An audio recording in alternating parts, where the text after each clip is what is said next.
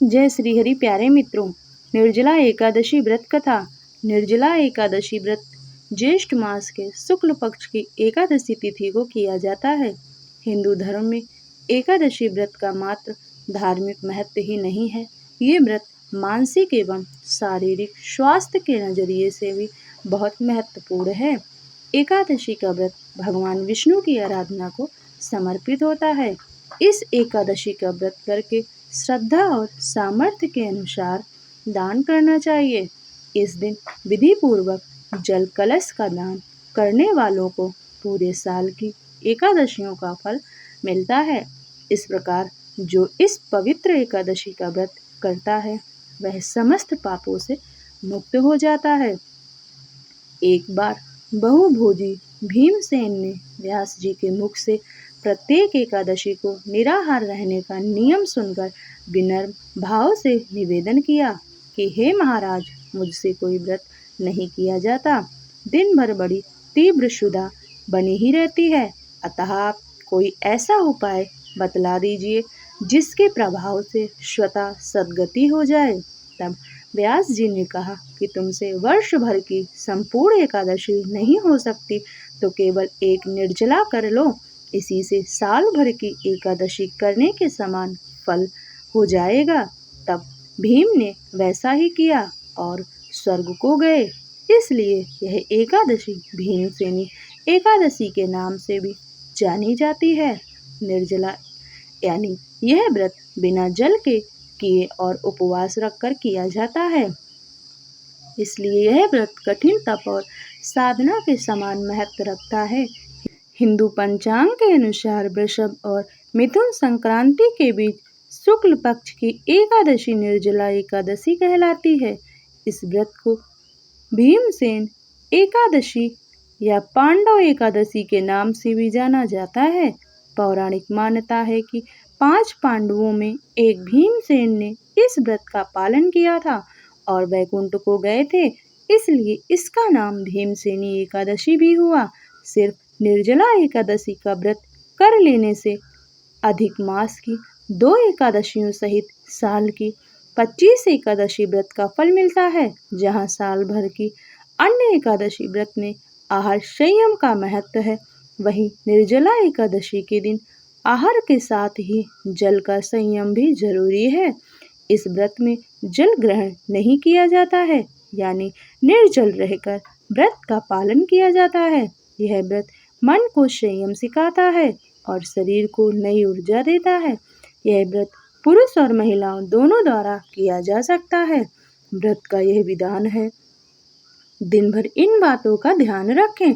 पवित्रीकरण के समय जलाचमन के अलावा अगले दिन सूर्योदय तक पानी नहीं पिए। दिन भर कम बोलें और हो सके तो मौन रहने की कोशिश करें। दिन भर ना सोएं, ब्रह्मचर्य का पालन करें, झूठ ना बोलें, गुस्सा और विवाद ना करें। निर्जला एकादशी व्रत कथा। जब वेद व्यास ने पांडवों को चारों पुरुषार्थ धर्म, अर्थ, काम और मोक्ष देने वाली एकादशी व्रत का संकल्प कराया था, तब युधिष्ठिर ने कहा, हे जनार्दन, ज्येष्ठ मास के शुक्ल पक्ष में जो एकादशी पड़ती हो, कृपया उसका वर्णन कीजिए। भगवान श्री कृष्ण ने कहा, हे राजन, इसका वर्णन परम धर्मात्मा व्यास जी करेंगे, क्योंकि ये संपूर्ण शास्त्रों के तत्वज्ञ और वेद वेदांगों के पारंपरागत विद्वान हैं। तब वेद व्यास जी कहने लगे, कृष्ण और शुक्ल पक्ष की एकादशी में अन्न खाना वर्जित है। द्वादशी को स्नान करके पवित्र होकर फूलों से भगवान केशव की पूजा करें, फिर पहले ब्राह्मणों को भोजन देकर अंत में स्वयं भोजन करें। यह सुनकर भीमसेन बोले, परम बुद्धिमान पितामह, मेरी उत्तम बात सुनिए। राजा युधिष्ठिर, माता कुंती, द्रौपदी, अर्जुन, नकुल और सहदेव ये एकादशी को कभी भोजन नहीं करते तथा मुझसे भी हमेशा यही कहते हैं कि भीमसेन, एकादशी को तुम भी ना खाया करो, परंतु मैं उन लोगों से यही कहता हूँ कि मुझसे भूख नहीं सही जाएगी। भीमसेन की बात सुनकर व्यास जी ने कहा, यदि तुम नरक को दूषित समझते हो और तुम्हें स्वर्गलोक की प्राप्ति अभीष्ट है और तो दोनों पक्षों की एकादशियों के दिन भोजन नहीं करना। भीमसेन बोले, महाबुद्धिमान पितामह, मैं आपके सामने सच कहता हूँ, मुझसे एक बार भोजन करके भी व्रत नहीं किया जा सकता, तो फिर उपवास करके मैं कैसे रह सकता हूँ। मेरे उदर में व्रत नामक अग्नि सदा प्रज्वलित रहती है, अतः जब मैं बहुत अधिक खाता हूँ तभी यह शांत होती है। इसलिए हे महामुनि, मैं पूरे वर्ष भर में केवल एक ही उपवास कर सकता हूँ, जिससे स्वर्ग की प्राप्ति सुलभ हो जाए तथा जिसके करने से मैं कल्याण का भागी हो सकूं। ऐसा कोई एक व्रत निश्चय करके बताइए, मैं उसका यथोचित रूप से पालन करूंगा। व्यास जी ने कहा, हे भीम, ज्येष्ठ मास में सूर्य वृष राशि पर हो या मिथुन राशि पर शुक्ल पक्ष में जो एकादशी हो, उसका यत्न पूर्वक निर्जल व्रत करो।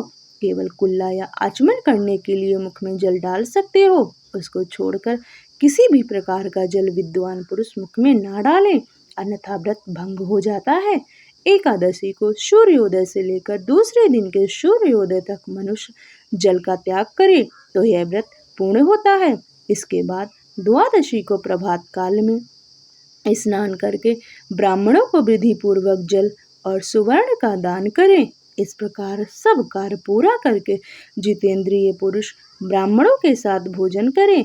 वर्ष भर में जितनी एकादशी होती हैं, उन सब का फल इस निर्जला एकादशी से मनुष्य प्राप्त कर लेता है, इसमें तनिक भी संदेह नहीं है।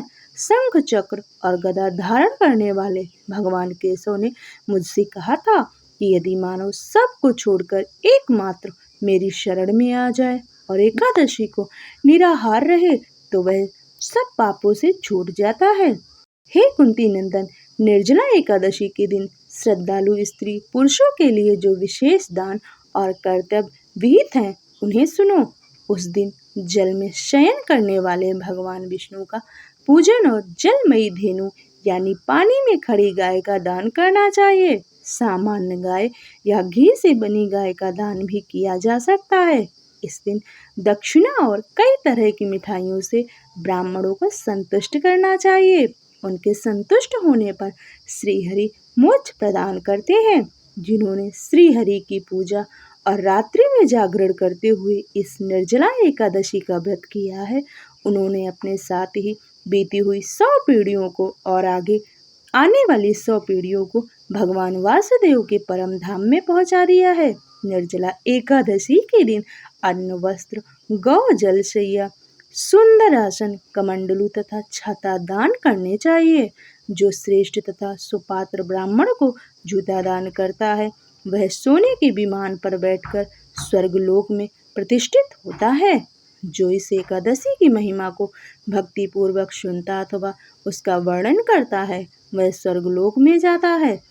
चतुर्दशी युक्त अमावस्या को सूर्य ग्रहण के समय श्राद्ध करके मनुष्य जिस फल को वह स्वर्गलोक में जाता है।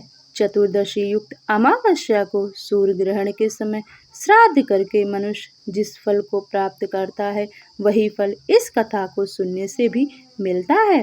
भीमसेन, ज्येष्ठ मास में शुक्ल पक्ष की जो शुभ एकादशी होती है, उसका निर्जल व्रत करना चाहिए। उस दिन श्रेष्ठ ब्राह्मणों को शक्कर के साथ जल के घड़े दान करने चाहिए।